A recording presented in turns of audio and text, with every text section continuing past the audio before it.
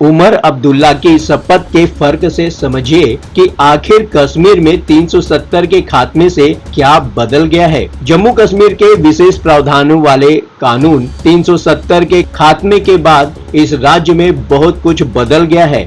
उमर अब्दुल्ला ने जिस तरह भारत के संविधान के नाम पर शपथ ली, वह भी इसी के चलते संभव हो सका है। नमस्कार, आप देख रहे हैं न्यूज कॉल 24। देश दुनिया की हर छोटी बड़ी खबर सीधे आपके स्क्रीन पर। न्यूज कॉल 24 के खास प्रोग्राम ओपिनियन भारत में आपका स्वागत है। बात समझनी है तो पूरी सुननी होगी। मैं हूं आपके साथ सुशील गिरीश। वीडियो में आखिरी तक बने रहिए। इस वीडियो को लाइक करें, चैनल को सब्सक्राइब करें और नोटिफिकेशन के लिए बेल आइकन को दबाना बिल्कुल मत भूलिएगा। उमर अब्दुल्ला ने जम्मू कश्मीर के मुख्यमंत्री पद की शपथ ले ली है।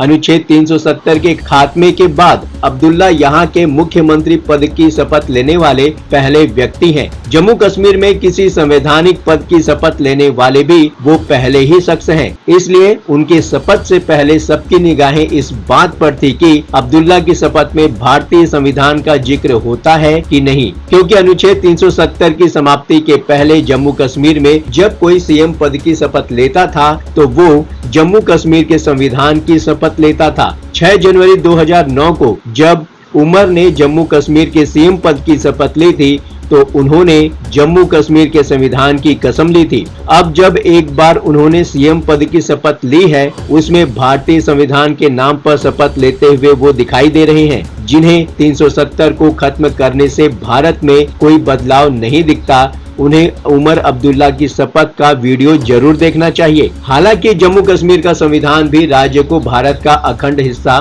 मानता था। जम्मू कश्मीर का न अलग संविधान रहा, न ही अलग झंडा। जम्मू कश्मीर का भारत में विलय करने के लिए गए फैसले के चलते भारतीय संविधान के भाग में अनुच्छेद 370 को शामिल किया गया। इस प्रावधान के तहत जम्मू और कश्मीर को विशेष दर्जा दिया गया। इस अनुच्छेद के अनुसार ही जम्मू और कश्मीर को एक अलग संविधान, एक अलग राज्य ध्वज और आंतरिक प्रशासन से संबंधित स्वायत्तता का अधिकार भी मिल गया। जम्मू और कश्मीर का संविधान 17 नवंबर 1956 को अपनाया गया था और 26 जनवरी 1957 को लागू किया गया। शुरू में तो सब ठीक चला, पर बाद में इस विशेष प्रावधान का दुरुपयोग हुआ। जम्मू कश्मीर के अलगाववादी आंदोलन के विस्तार में इस प्रावधान का लाभ उठाया गया। हालात यहाँ तक हो गए कि कश्मीर में आम बातचीत में भी भारत को विदेश की तरह ट्रीट किया जाने लगा। फिर एक समय ऐसा आ गया कि कश्मीर में भारतीय झंडा तक फहराना मुश्किल हो गया। अनुच्छेद 370 की समाप्ति के बाद से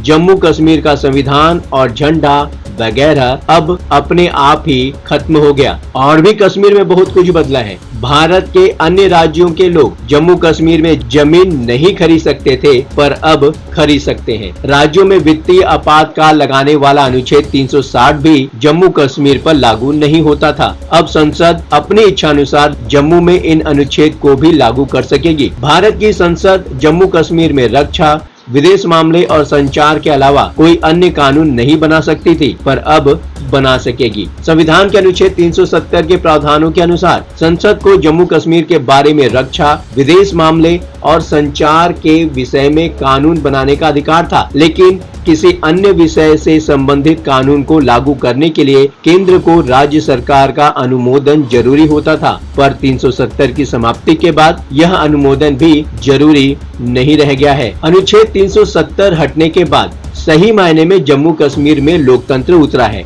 अनुच्छेद 370 की समाप्ति कर केंद्र ने जम्मू कश्मीर में सही मायने में लोकतंत्र की स्थापना की है। 2024 के विधानसभा चुनाव के पहले तक जम्मू कश्मीर में अनुसूचित जातियों और जनजातियों के लिए सीटें आरक्षित नहीं थी। भारतीय संविधान के अनुसार देश के अन्य हिस्सों की तरह यहाँ भी सीटें आरक्षित की गई। अनुसूचित जनजातियों के लिए 9 सीटें आरक्षित की गई हैं, जबकि अनुसूचित जातियों के लिए 7 सीटें आरक्षित की गई हैं। यही नहीं, जम्मू कश्मीर के चुनाव में वाल्मीकि, गुरखा, भारत पाक विभाजन के समय पश्चिमी पाकिस्तान से आकर बसे नागरिकों को वोट डालने का अधिकार नहीं था। कोई भी लोकतंत्र अगर अपने सभी नागरिकों को वोट का राइट नहीं देगा तो वह अधूरा ही कहलाएगा। आप मेरी बात से सहमत हैं कि जम्मू कश्मीर में 370 के खात्मे के बाद ही सही मायने में लोकतंत्र आया है? आप लोग कमेंट में लिखकर हमें बताइए आपको क्या लगता है। कमेंट करके बताइए। ये प्लेटफॉर्म है जनता का, आपका, आपकी आवाज उठाने का। अब आपकी बात नहीं रहेगी अनसुनी। आपकी सलाह,